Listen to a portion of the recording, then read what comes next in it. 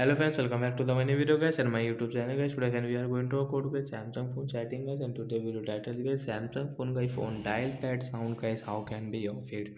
So what is dial pad sound and how to off today friends I will show you. So friends, you can see when you use guys your phone dial pad, and friends if you enter a number in your dial pad, friends this background sound guys you can see. So friends you don't like guys, you want to off guys this sound. So how can be off today friends I will show you, I will tell you guys. So guys you will have to on guys your phone setting to off guys your phone this dial pad tone.